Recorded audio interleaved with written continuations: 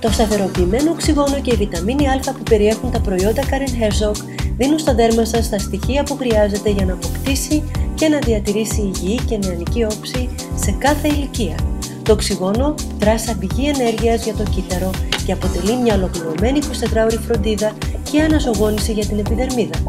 Ζητήσαμε από έναν εθελοντή να μας επιτρέψει να λάβουμε ένα αποτύπωμα σιλικόνης από μια ρητίδα. Μετά από 8 εβδομάδες χρήσης θα επιστρέψει για να μετρήσουμε με ακρίβεια τη διαφορά.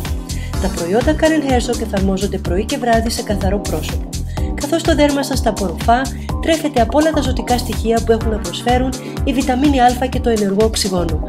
Μέρα με τη μέρα θα δείτε την επιδερμίδα σας να αποκτά λάμψη, σύσφιξη και ζωτικότητα. Μετά από μόλις 8 εβδομάδες χρήσης, ο εθελοντής επιστρέφει για να πάρουμε ένα νέο αποτύπωμα της ρητίδας. Όταν το αποτύπωμα στεγνώσει, μπορούμε να δούμε καθαρά μια αισθητή βελτίωση.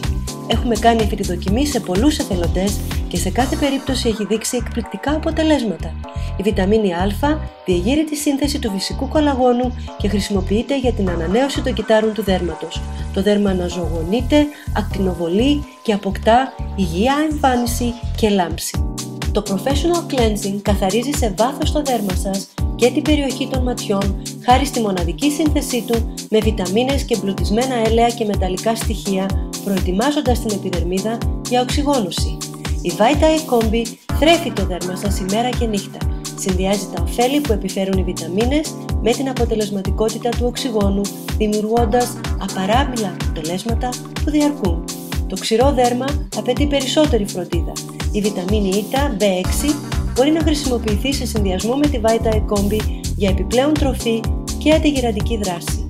Και τέλος, η Additional Sweet χρησιμοποιείται εναλλακτικά για να ενυδατώσει, να προστατεύσει και να χαρίσει απαλότητα στην επιδερμίδα σας. Μια λία, λαμπερή, νεότερη, γεμάτη υγεία επιδερμίδα είναι τώρα εφικτή.